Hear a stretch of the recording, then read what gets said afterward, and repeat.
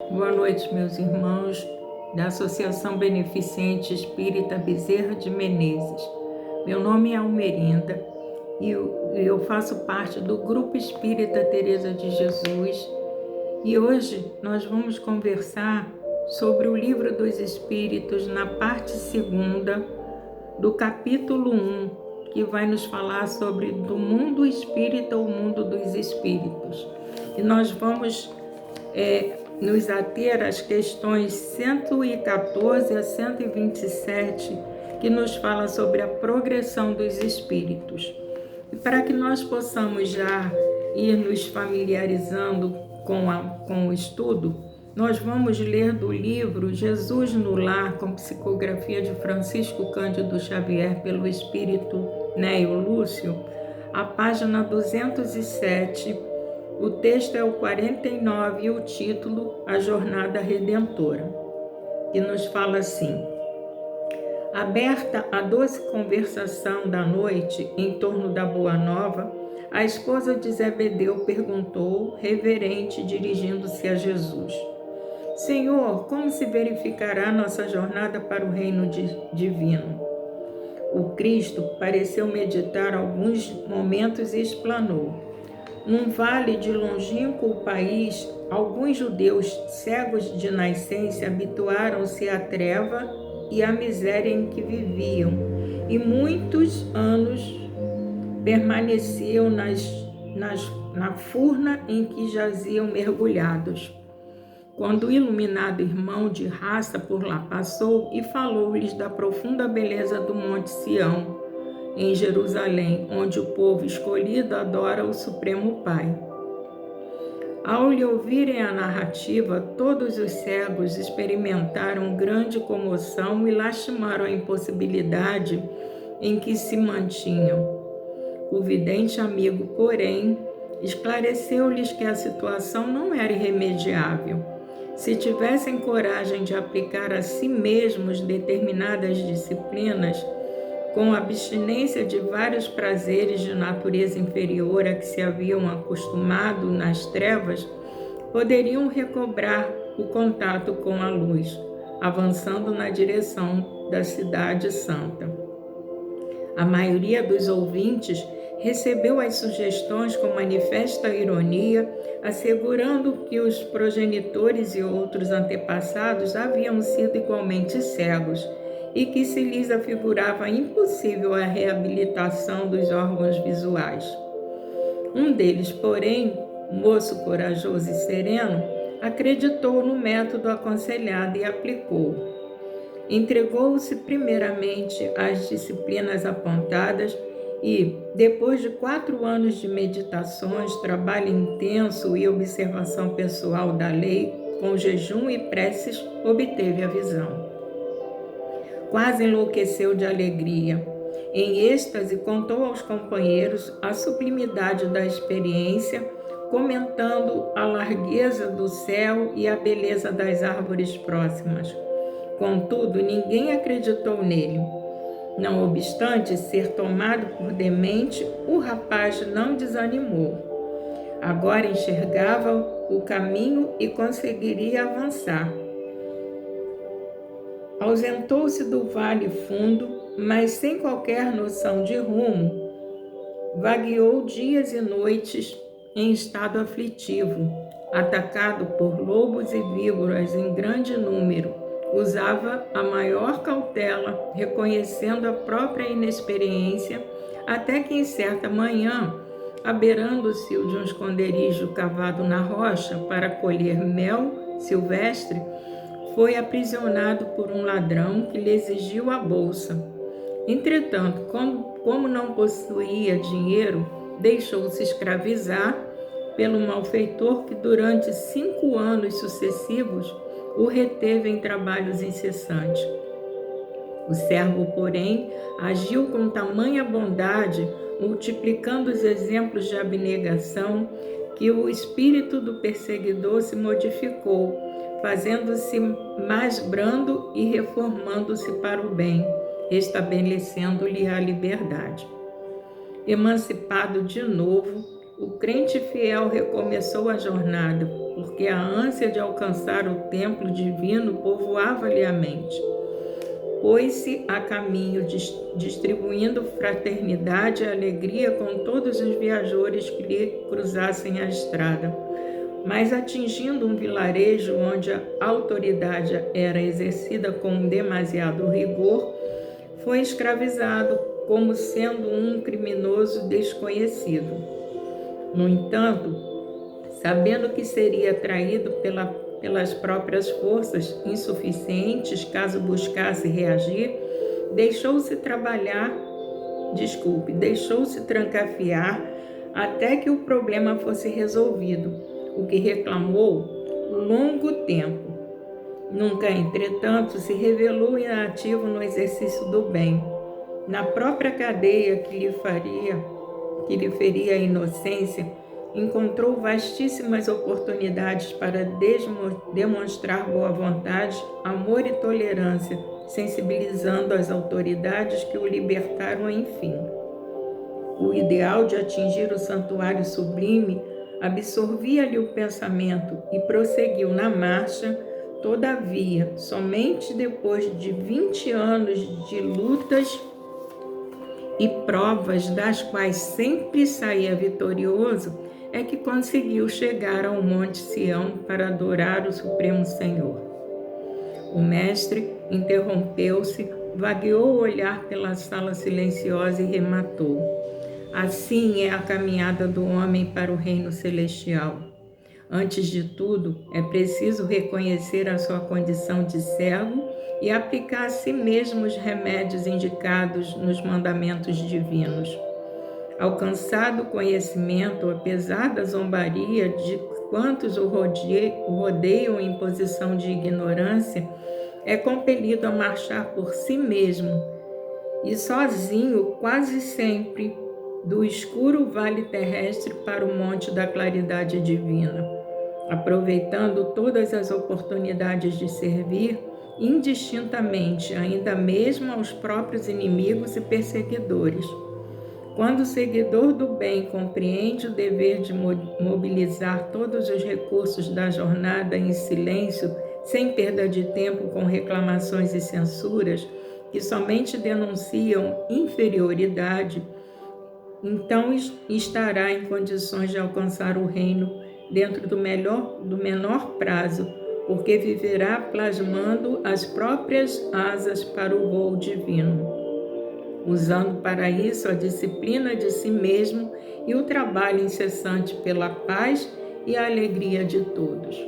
Então, meus irmãos, depois dessa bela página que já nos coloca o aprendizado do que nós precisamos fazer para ter o nosso progresso espiritual, nós vamos nesse momento elevar os nossos pensamentos a Deus, agradecendo, Senhor, por essa oportunidade de trabalho.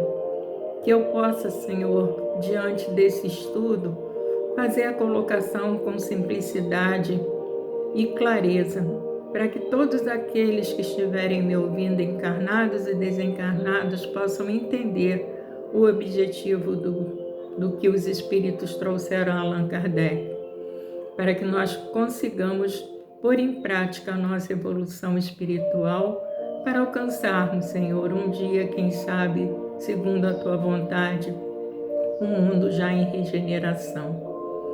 E assim, Senhor, eu também peço por todos os nossos irmãos que estão passando por situações de dificuldades e dor, que eles possam ser acalentados, Senhor, por corações abnegados, que possam se voltar a eles, levando até eles não só o bem material, mas principalmente o espiritual, através dos ensinos do Cristo Jesus, explicando-lhes, Senhor, que tudo passa, e assim esperançar os seus corações desolados.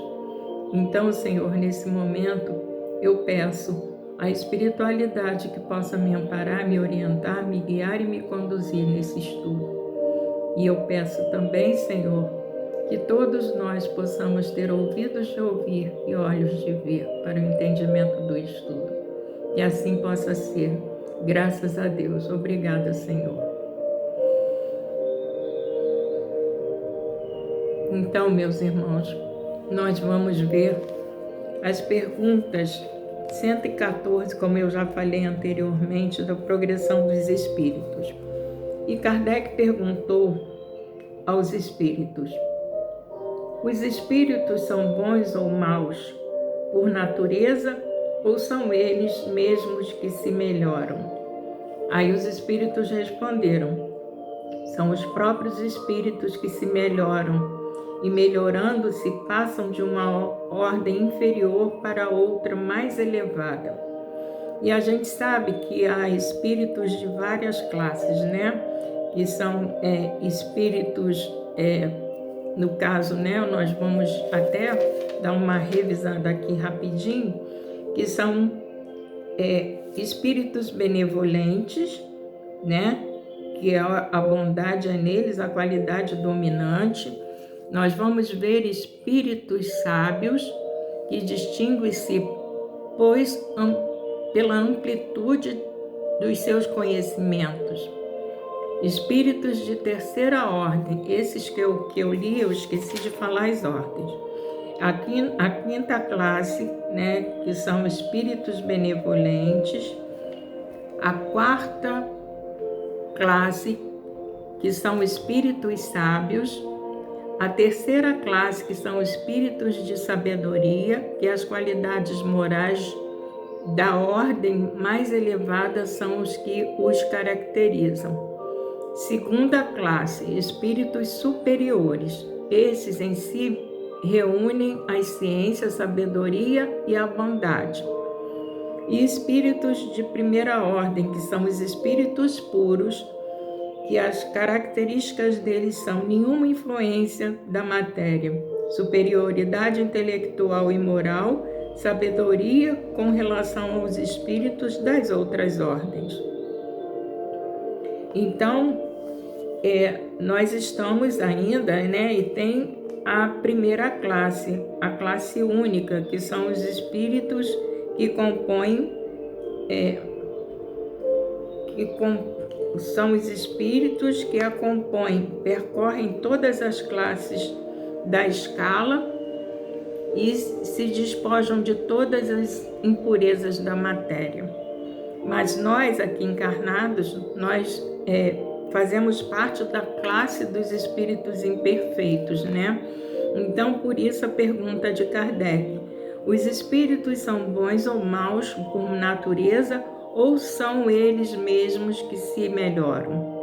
Aí os espíritos responderam: são os próprios espíritos que se melhoram e, melhorando-se, passam de uma ordem inferior para outra mais elevada. E assim sucessivamente, a gente vai passando de uma ordem para outra. Na 115, Kardec perguntou aos espíritos: dos espíritos, uns terão sido criados bons, outros maus? Aí os espíritos responderam: Deus criou todos os espíritos simples e ignorantes, isto é, sem saber.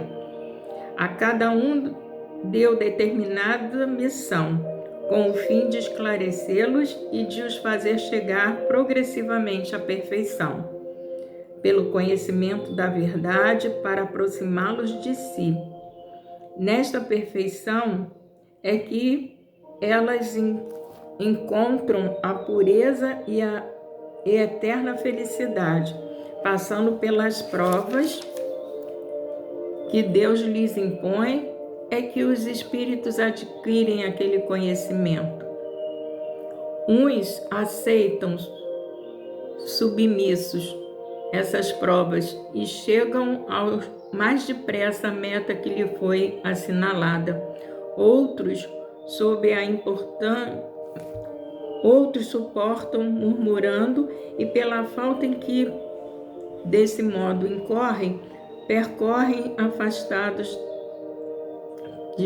permanecem afastados da perfeição e da prometida felicidade. E essa questão A 115, ela se desdobra na questão A também, né? Então, Kardec perguntou: segundo o que acabais de dizer, os espíritos em sua origem seriam como as crianças, ignorantes e inexperientes, só adquirindo pouco a pouco os conhecimentos de que carecem com o percorrerem as diferentes fases da vida? Aí os espíritos responderam que sim, a comparação é boa. A criança rebelde se conserva ignorante e imperfeita. Seu aproveitamento depende da sua maior ou menor docilidade. Mas a vida do homem tem termo, ao passo que a dos espíritos se prolonga ao infinito. Então a gente sabe, né, que as crianças, quando elas são dóceis, você consegue chegar até elas, explicar e elas compreendem. E assim são os espíritos também, né?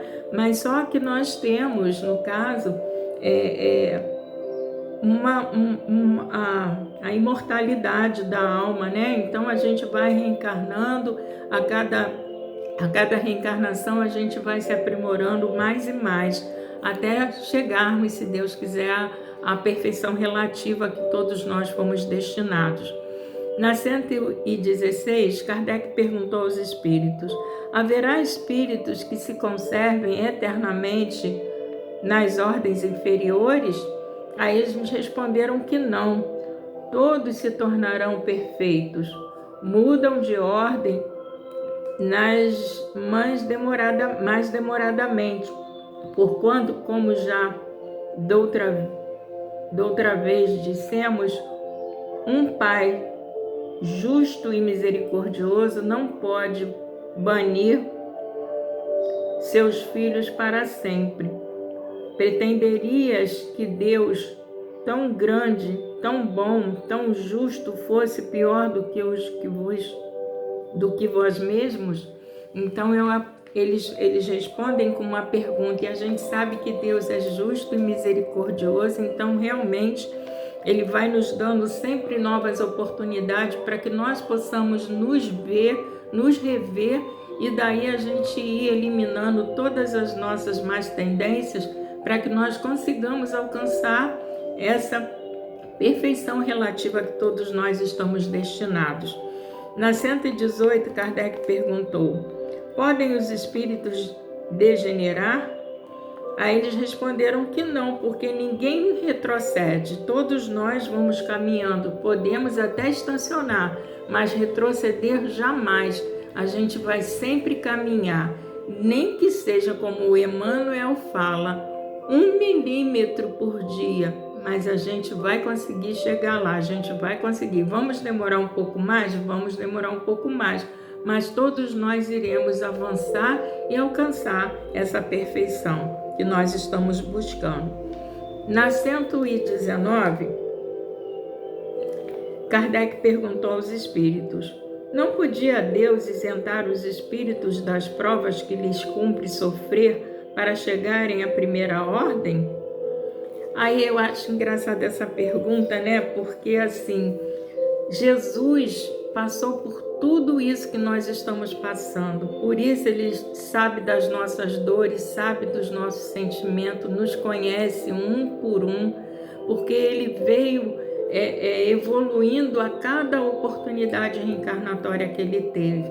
Então, como Deus justo, bom, né, e misericordioso, iria beneficiar uns e deixar outros para trás? Quem costuma fazer isso, na realidade, somos nós ainda encarnados, que às vezes a gente age dessa maneira, mas Deus jamais faria uma coisa dessa. Então a oportunidade é igual para todos. Deus não é parcial, né?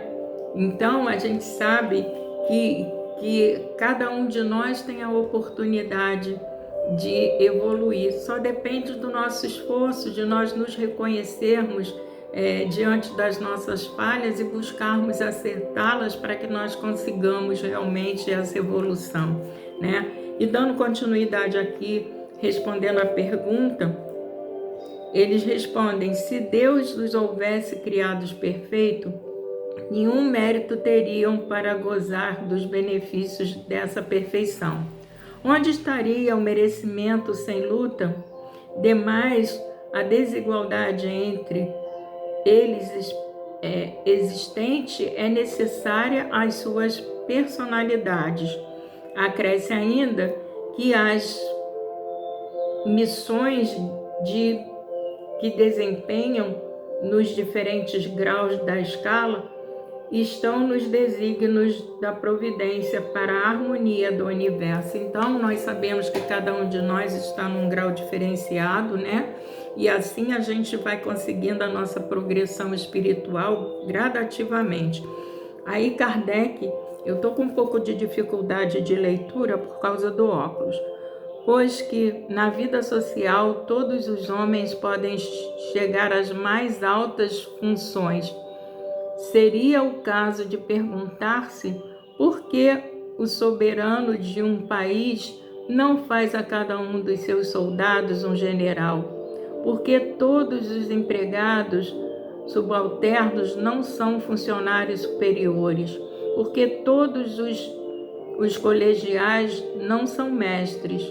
Ora, entre a vida social e a espiritual, há esta diferença, enquanto que a primeira é limitada e nem sempre permite que o homem suba todos os seus degraus, a segunda é indefinida e a todos oferece a possibilidade de se elevarem aos graus supremos. Então, encarnados, nós não temos a possibilidade como espíritos, né, de nos elevarmos, só depende de cada um de nós. Na 120, Kardec pergunta: todos os espíritos passam pela fieira do mal para chegar ao bem? Pela fieira do mal, não. Pela fieira da ignorância, ou seja, o mal é praticado por ignorância daquele espírito. Não que nós tenhamos sido criados maus, não. Nós é que conseguimos fazer com que essa maldade fosse intrínseca em cada um de nós. Na 121, Kardec pergunta: por que é que alguns espíritos seguiram o caminho do bem e outros do mal? Aí eles respondem: não têm eles o livre-arbítrio? Deus não os criou maus, criou-os simples e ignorantes, isto é, tendo tanta aptidão para o bem quanto para o mal. Os que são maus, assim se tornaram por vontade própria. Então nós sabemos, né, já que Deus nos criou simples e ignorantes, e a opção, usando o nosso livre-arbítrio, é nosso, de fazer o mal ou de fazer o bem. E muitos de nós escolheu fazer o mal, infelizmente. Na 122, Kardec pergunta: como podem os espíritos em sua origem, quando ainda não têm consciência de si mesmos, gozar da liberdade de escolha entre o bem e o mal? Há neles algum princípio, qualquer tendência que os encaminhe para uma senda de preferência a outra? Aí eles responderam que o livre-arbítrio se desenvolve à medida que o espírito adquire a consciência de si mesmo. Já não haveria liberdade desde que a escolha fosse determinada por uma causa independente da vontade do espírito.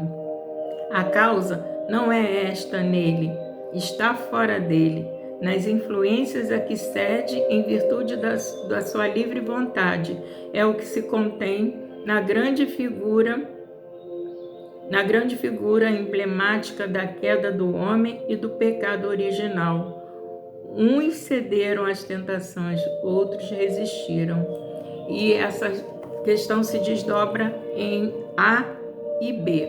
E na A, Kardec perguntou: desde onde vêm as influências que sobre eles se exercem? Aí eles responderam: dos espíritos imperfeitos que procuram apoderar-se dele, dominá-lo e que rejubilam com fazê-lo sucumbir. Foi isso o que se intentou simbolizar as figuras de Satanás. E a gente sabe que nesse caso são os nossos irmãos ainda desencarnados que estão adormecidos no mal. Não é, o Satanás não existe, sim existem espíritos maus que influenciam aqueles que se comprazem com as ideias que eles nos trazem. E na B, Kardec perguntou: tal influência só se exerce sobre espíritos em sua origem? Aí eles responderam: acompanha-o na sua vida de espírito, até que haja conseguido tanto império sobre si mesmo que os maus desistem de obsidiá-lo. Então só depende de nós a nossa liberdade, né? Na 123, Kardec perguntou: por que a Deus permitido que os espíritos possam tomar o caminho do mal? Aí eles responderam: como ousas pedir a Deus conta dos seus atos? Supondes poder penetrar-lhes os desígnios? Poderia, todavia, dizer o seguinte: a sabedoria de Deus está na liberdade de escolher que Ele deixa a cada um, porquanto assim cada um tem o mérito das suas obras. Deus nos deu o livre-arbítrio para nossa escolha. Então, só depende de nós. Se nós cometermos erros, a responsabilidade é nossa e não de Deus. Deus nos criou simples e ignorantes do caminho da evolução. Então, se nós pegássemos o caminho reto, aquele caminho que Jesus veio nos dizer no seu Evangelho, nós já estaríamos à frente há muito mais tempo. Mas nós somos teimosos, nós somos ignorantes, então nós preferimos sempre o caminho mais fácil, né? Aquele caminho que a gente acha que é mais largo, a gente caminha, quando na realidade Jesus veio nos mostrar o caminho estreito, a porta estreita, mas a gente faz questão de andar pela mais larga. Aí se lamenta porque não conseguiu a evolução necessária na encarnação a que nos foi dada seguir. Então nós vamos ver na 123 a pergunta de Kardec. Eu estou olhando o tempo, que eu estou com pouco tempo. Por que a Deus permitido que os espíritos... essa resposta eu já dei, né? Na 124, Kardec perguntou: pois que há espíritos que desde o princípio seguem o caminho do bem absoluto e outros o do mal absoluto. Deve haver, sem dúvida, graduações entre esses dois extremos, não? Aí eles responderam que sim, certamente, e os que se acham nos graus intermédios constituem a maioria, ou seja, aqueles que escolhem o caminho mais largo é a sua maioria, né? Então a gente sabe que a maldade, por enquanto, nesse planeta de provas e expiações, a maldade ainda é bem elevada, mas no planeta de regeneração, aí o bem vai conseguir suplantar um pouco esse mal. Na 125, Kardec perguntou: os espíritos que enveredaram pela senda do mal poderão chegar ao mesmo grau de superioridade que os outros? Aí eles responderam que sim, mas as eternidades lhes serão mais longas. Por essas palavras, as eternidades se deve entender a ideia de que os espíritos inferiores fazem da perpetuidade de seus sofrimentos, cujo termo não lhes é dado ver. Ideia que revive todas as vezes que sucumbem numa prova. Então, é assim, essa eternidade, eles pensam que a eternidade daquele sofrimento é eterna, mas eles não têm consciência de que só depende deles a mudança desse quadro. Na 126, Kardec perguntou aos espíritos chegados ao grau supremo da perfeição: os espíritos que andaram pelo caminho do mal têm aos olhos de Deus mesmo mérito do que os outros? Aí eles responderam: Deus olha de igual maneira para os que se transviaram e para os outros, e a todos ama com o mesmo coração. Aqueles são chamados maus porque sucumbiram. Antes não eram mais que simples espíritos. Na 127, Kardec perguntou: os espíritos são criados iguais quanto às faculdades intelectuais? São criados iguais, porém não sabendo de onde vêm, Preciso é que o livre-arbítrio siga seu curso. Eles progridem mais ou menos rapidamente em inteligência como em moralidade, mas a gente sabe que a inteligência ela está num grau bem elevado, agora a moral precisa ainda muito ser elevada. Aí Kardec finaliza dizendo assim: os espíritos que desde o princípio, seguem o caminho do bem, nem por isso são espíritos perfeitos. Não têm, é certo, maus pendores, mas precisam adquirir a experiência e os conhecimentos indispensáveis para alcançar a perfeição. Podemos compará-los às crianças que, seja qual for a bondade dos seus instintos naturais, necessitam de se desenvolver e esclarecer, e que não passam sem transição da infância à madureza. Simplesmente, assim como há homens que são bons e outros que são maus desde a infância. Desde a infância também há espíritos que são bons e maus desde a origem, com a diferença capital de que a criança bem instruída,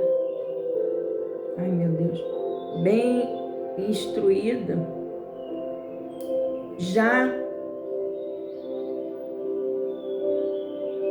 inteiramente formadas, enquanto que os espíritos ao se formar-se, não é nem bom nem mal. Tem todas as tendências e toma uma ou outra direção, por efeito do seu livre-arbítrio. Então, meus irmãos, o tempo é tão curtinho, não dá para a gente se prolongar mais. Eu espero que eu tenha contribuído de alguma maneira para o entendimento da nossa progressão espiritual, e eu sou obrigada a terminar esse estudo para que ele não fique tão longo, e eu elevo nesse momento meu pensamento a Deus, agradecendo o Senhor por essa oportunidade, que eu tenha pelo menos esclarecido um pouquinho aqueles que nos ouviram, encarnados e desencarnados, e que numa próxima oportunidade, já em reunião presencial, nós possamos falar com um pouco mais de tempo e mais clareza sobre o estudo da noite de hoje. E pedimos nesse momento, Senhor, para que olhe por cada um dos seus filhos, dando-nos força e coragem para continuarmos a nossa caminhada espiritual em busca da nossa perfeição relativa, que todos nós estamos destinados. E assim, Senhor, que nós possamos seguir as pegadas luminosas do vosso Filho, nosso Senhor Jesus Cristo, para alcançarmos, Senhor, essa perfeição, seguindo as pegadas do Mestre Jesus e levando a quem está à nossa volta junto conosco, se assim eles o quiserem também. Então, nesse momento, nós vamos fazer a oração que o vosso Filho, nosso Senhor Jesus Cristo, nos ensinou, dizendo assim: Pai nosso que estás nos céus, santificado, Senhor, seja o vosso nome, venha a nós o vosso reino, seja feita a vossa vontade, Senhor, e não a nossa, assim na terra como no céu. O pão nosso de cada dia, Senhor, dá-nos hoje. Perdoai as nossas dívidas, assim como nós perdoamos aos nossos devedores, e as nossas ofensas, como nós perdoamos a quem nos tem ofendido. Não nos deixeis, Senhor, cair em tentação, mas livra-nos de todo o mal, porque Teu é o reino, o poder e a glória para sempre. Que assim possa ser. Graças a Deus. Obrigada, Senhor. Boa noite a todos os irmãos que aqui estiveram junto comigo. Que todos possam ficar em paz e com Deus. Que assim possa ser. Graças a Deus.